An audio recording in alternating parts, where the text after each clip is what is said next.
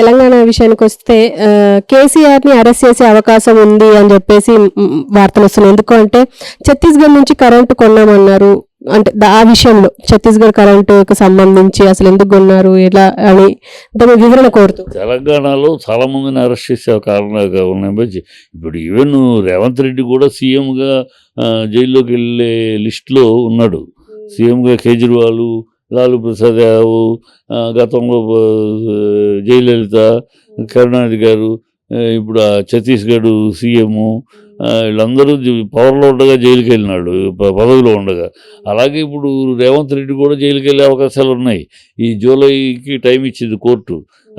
ఓటుకు కేసులో ఛార్జ్షీట్ వేశారు. సమ్మర్ హాలిడేస్ కనుక జూలైకి టైం ఇచ్చారు. ఈ జూలైలో ఎందుకు అన్ని సాక్ష్యాధారాలు రెడ్ హ్యాండెడ్గా ఉన్నాయి కనుక ఓటుకు నోటు కేసులో దొరికాడు. రేపు అది ఆ కేసులో రేవంత్ రెడ్డి కూడా జైలుకి వెళ్ళే అవకాశం ఉంది. రేవంత్ రెడ్డి జైలుకి వెళ్ళే అవకాశం ఉంది కనుక ముందస్తుగా ఆయన జైలుకి వెళ్తారు, ఈ జైలుకి వెళ్తారు. జైలుకి ఇష్టమైన జైలుకి వెళ్ళటం అంటే నువ్వు దొరికావు, రెడ్ హ్యాండెడ్గా నోటు కేసులో వీడియోకి దొరికావు కనుక నువ్వు జైలుకుంది. ఇప్పుడు ఆ ఫోన్ మాట్లాడింది చంద్రబాబుకు కూడా ఉన్నాడు. దాంట్లో ఏమి అవిశేషిస్తుందో కోర్టు చూడాలి.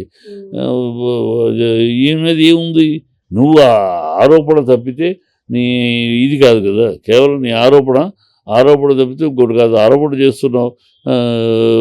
ఛత్తీస్గఢ్లో కరెంట్లో జరిగింది. ఇవాళ నీకు చేత కావట్లేదు. కరెంటు ఈ 10 ఏళ్ళలో ఏనాడు ప్రజలు కరెంటు పోయిన దాఖలాలు చూడాల. ఇవాళ మాట వెళ్తే కరెంటు పోతుంది, పగలు పోతుంది, రాత్రి పోతుంది. వాటరు 10 ఏళ్ళు మొత్తం అసలు గతంలో లారీ లోడ్లు తిరిగాయి. ఇప్పుడు ఆ లారీ లోడ్లు లేవు. గత 10 ఏళ్ళు మళ్ళీ ఇప్పుడు ఎక్కడ చూసినా నీళ్ళ లారీలు. మీకు మేనేజ్మెంట్ తెలీదు. ఈ వాగుడు, ఈ సొల్లు వాగుడు ఉన్నే రోడ్డు వీధి రౌడీ మాటలు మాట్లాడదంతే. అందుకని ఒక అల్పులకి అధికారం వస్తే ఎలా ఉంటుంది, వాళ్ళ భాష ఎలా ఉంటుంది, వాళ్ళ చర్యలు ఎలా ఉంటాయి, వాళ్ళ చేతలు ఎలా ఉంటాయి, అంత అసహ్యంగా జిగుత్సాకరంగా ఉంటాయి అనే దానికి నిలువెత్తు సాక్ష్యం రేవంత్ రెడ్డి. సీఎం పదవి కూర్చున్నా కూడా అతని భాష, అతని మాట, అతని తీరు అంత ఇంకా వీధి రౌడీ భాషే. ఇంకా ఎమ్మెల్యే కార్యకర్తలు ఉంటారే, ఆ కార్యకర్త భాష చెప్తే ఒక సీఎం ఆ హోదాగా మాట్లాడటం, ఆ నిబద్ధతతో మాట్లాడటం, ఒక నిజాయితీతో మాట్లాడటం లేదు. ఊరిని తీస్తాం, తాట తీస్తాం, పేగులు తీసి మెడలో వేసుకుంటాం, ప్యాంట్లు ఓడి తీస్తాం. ఏం భాష అది? నువ్వు గెలిచింది 63 సీట్లు అయితే ఓడిపోయింది 54 సీట్లు. అది పెట్టుకోవాలి కదా. దీంతో ప్యాంట్లు ఓడి తీస్తా ఉంటే 54 సీట్లు ప్రజలు ఏం ఓడదీశారు, నీ గోచి ఓడదీశారా?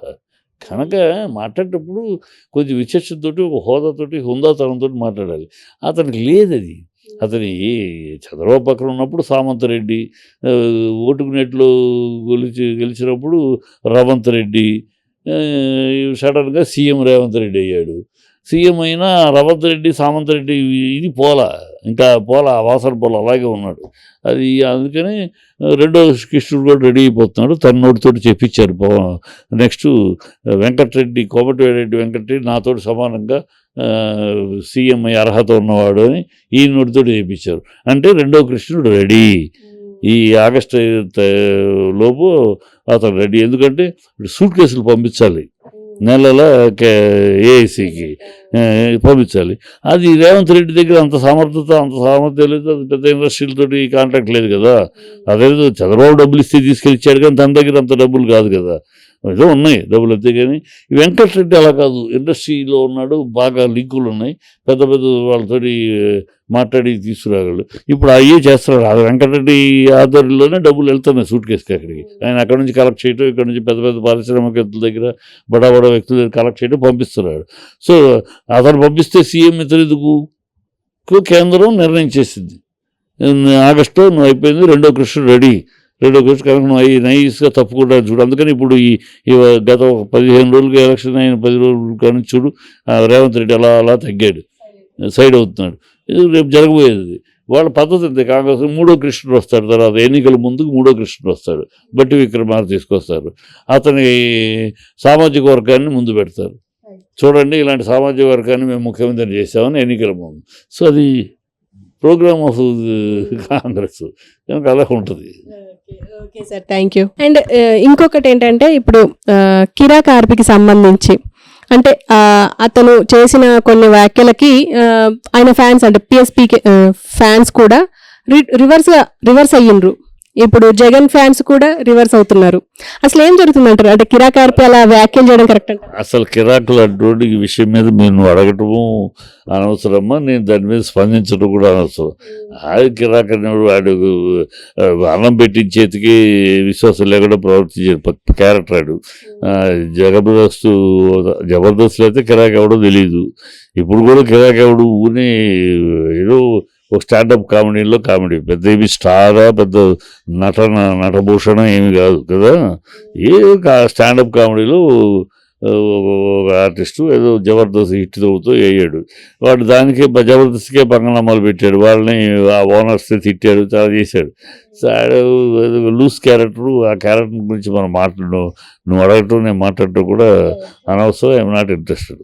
ఓకే. అండ్ ఇప్పుడు శిల్పా రవికి సపోర్ట్ చేసిన అల్లు అర్జున్ కి ఒక రకంగా వ్యతిరేకత వస్తుంది. ఇప్పుడు పుష్ప 2 మీద ఎఫెక్ట్ పడే అవకాశం ఉంది అని చెప్పేసి చాలా మంది అంటున్నారు. ఈవెన్ మన ఛానల్లో కూడా చాలా మంది కమెంట్స్ పెడుతున్నారు. అసలు ఏం జరుగుతుందంటారు? పుష్ప 2కి ఏమైనా ఎఫెక్ట్ పడే అవకాశం ఉందంటారా? అది పిచ్చి కోతలమ్మా, పిచ్చి కోతలు. అయితే పుష్ప 2కి అతను ఏదో ఫ్రెండ్కి స్నేహితుడికి వెళ్ళి స్నేహితుడికి ఇచ్చిన మాట నిలబెట్టుకుంటూ కోసం వెళ్ళి ప్రాపకాండ చేసినందుకు అందుట్లో అతను ఓపెన్గా చెప్పాడు, నాకు ఏ పార్టీకి సంబంధం లేదు, కేవలం స్నేహానికి అతనికి ఇచ్చిన మాటకు కట్టుబడి వచ్చాను అని ఓపెన్గా చెప్పాడు.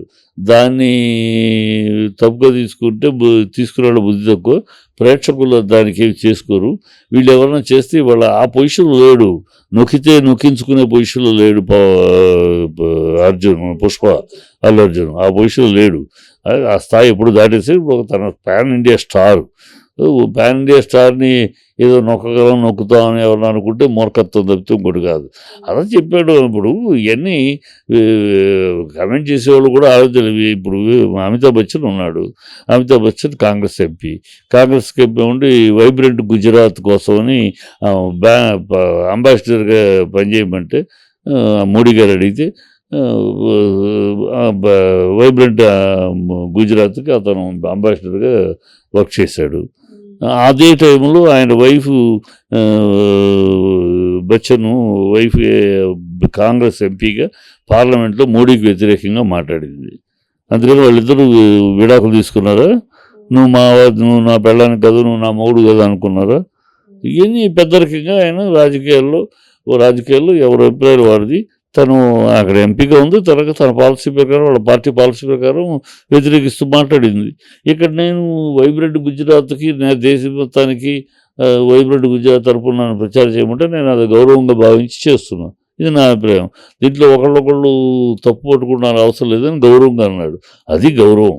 అది రాజకీయాల్లో అన్నదమ్ములు వేరే వేరే పార్టీలు, భార్యాభర్తలు వేరే వేరే పార్టీలు, అత్తాకోడలు వేరే వేరే పార్టీలు అని ఉన్నాయి దేశం మొత్తం మీద. అది జరుగుతూ ఉంటుంది. దాన్ని గౌరవంగా ఎవరి అభిప్రాయం వారిని ఒకళ్ళొకళ్ళు గౌరవించుకునే స్థాయిలో వెళ్ళాలి. అదే అమితాబ్ బచ్చన్ చేశాడు. అదే ఈ కెలికే వాళ్ళు కూడా, ఈ ఊరిని ట్రోల్ చేసేవాళ్ళు కూడా బుద్ధి జ్ఞానం ఉండాలి. ఏం చెప్తే అతను వెళ్ళాడు గౌరవంగా, తన మాట ఇచ్చాను, వెళ్ళాను, చెప్పాడు, నాకు ఏ పార్టీ సంబంధం లేదని చెప్పాడు. ఇంకా అతను ఇంకా ట్రోల్ చేస్తూ ఏదో అవుతుంది పిచ్చితనం. అతని సినిమాని దీనివల్ల అతని సినిమాని ఆపుదాం అనుకుంటే మూర్ఖత్వం. అనుకునేవాళ్ళు దెబ్బతింటారు.